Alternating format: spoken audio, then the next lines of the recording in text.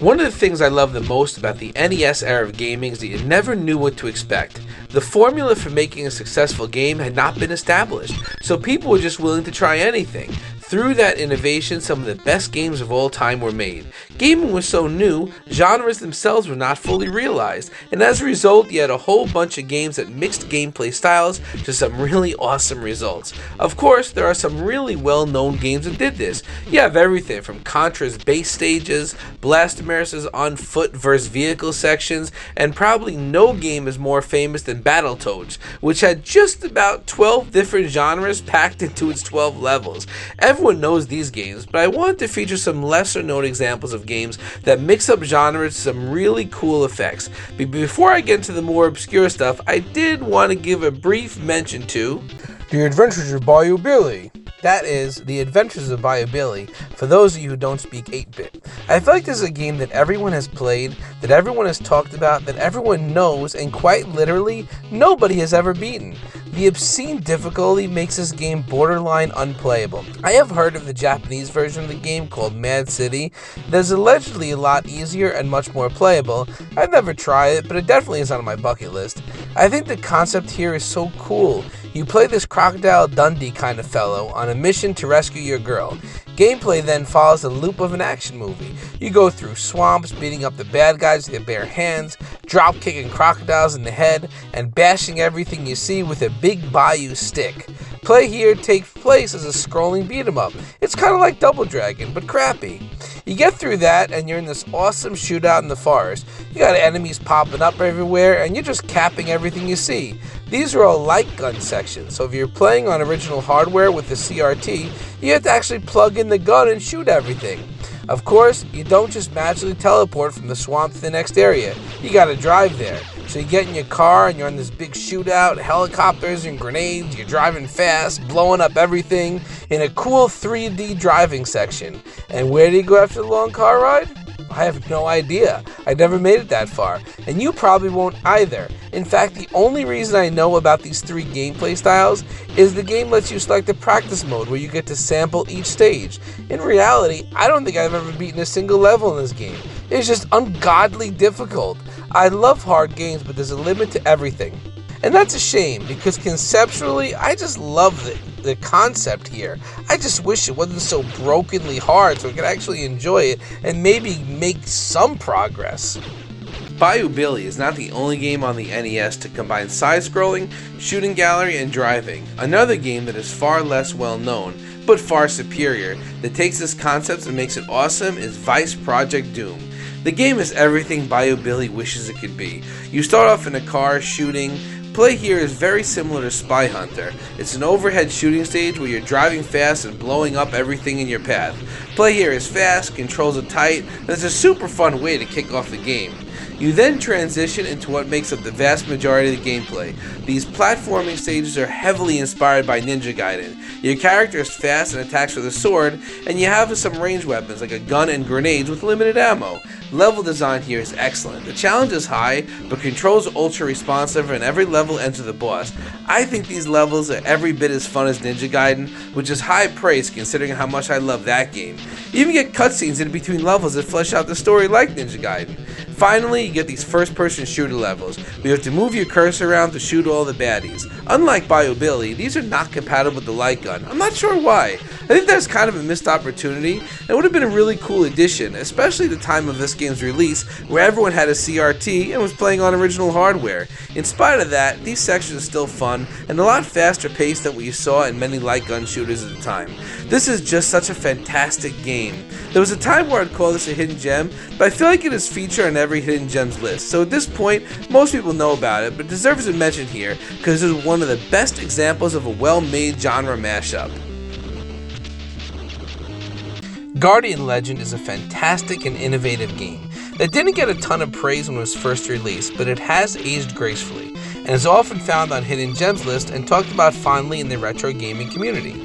You have two playstyles here. The first has you wandering around the large maze on foot in a style kind of similar to The Legend of Zelda, only you're in a labyrinth instead of a large overworld and have a gun instead of a sword. These sections have you exploring, solving some puzzles, obtaining various upgrades and currency that is used for a variety of different things. There is a nice map system here as well, so you're not totally lost as you wander around, and it even features XY coordinates to help further pinpoint your position. You have to destroy these 10 cores, and entering them turns it into a horizontal shmup. Gameplay here is really fast and fun. There's no exploring or thinking, you just fly forward, shoot everything in your path. These levels are a lot of fun and highlight one of the coolest things about genre mash games. The different playstyles are just such a stark contrast. You're wandering through this labyrinth trying to figure things out, collecting items 1 minute, and the next you're in a blazing fast, awesome shmup, blowing up everything in your path. The juxtaposition between these two genres will make games like this so special, and set them apart from other games that inspired them. The one pitfall that these kind of mashups may have is that in an effort to diversify gameplay, all of the styles are mediocre or lacking in some way. That is definitely not the case here. One of the things that makes this such a successful hybrid is that both playstyles are really good and would stand up on their own. In fact, there is even a password if you just want to play through the game as a shmup. Guardian Legend is a fantastic game. It definitely did not get the love it deserved upon release, but I'm glad it is now getting its due because it is something very unique and really well done. Definitely check it out if you have not already. Definitely the most obscure game on this list, and something that I consider a hidden gem, is a game called Xexyz. This is such a cool little game that never gets talked about. Play is broken up into 3 basic gameplay styles. You have your main level, which is just a straightforward shooter action platformer. Then you go into these little fortresses that are like mazes. It's still an action platformer, but there's exploration involved, so it's not as straightforward as the other sections. Finally, you get a selection of different vehicles and play switches to a vertical shmup. You also get to ride on these little discs that float around that you use to fight the game's bosses. And then finally, in between each world, you enter one more vehicle shooting stage to fly to the next world. I love that, as it shows the transitions between levels, and each of these sections ends in a really straightforward, almost light speed kind of way. It's really cool. All the gameplay here is a lot of fun. It's fast paced, there are nice graphics, controls are silky smooth, and there's a lot of upgrades to obtain.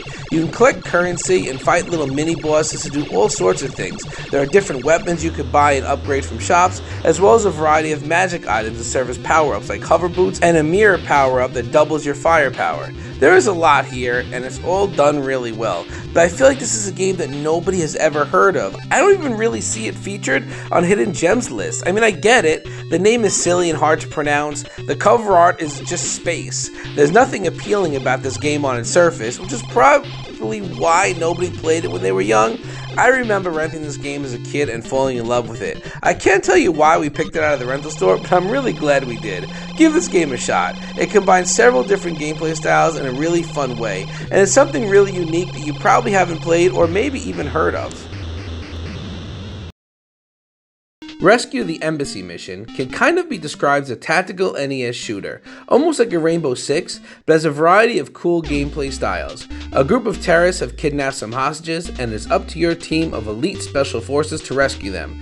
Play starts out on the street. Your team has to infiltrate a building to get a good vantage point on the bad guys. You sneak down the street while trying to avoid the spotlight of the terrorists looking for you. If they catch you, they open fire and you lose one of your agents. Here you roll around and duck behind cover to avoid being seen until you can get into the building. Once in, you take a position across the street and play then switches to a sniper mode. Use your scope to find little terrorist heads in the window and pop a cap in them. Finally, your team has to rappel into the buildings. Once you do, play switches to a third-person view as you explore the building, find terrorists, take them out, free the hostages, and save the day. It's a pretty short game. A playthrough will take you no more than 15 to 20 minutes, win or lose, but there are several difficulty options to encourage you to replay it more than once, and the ending gives you a summary of how well you performed. Despite the short length, this is a really fun game, and there's nothing like it on the system. It combines different gameplay styles to really make you feel like you're a covert team of special agents. I like how it takes you through every step of the mission, from having to walk into the buildings, taking the right positions, freeing the hostages, rappelling down. It's all just really well done and super fun.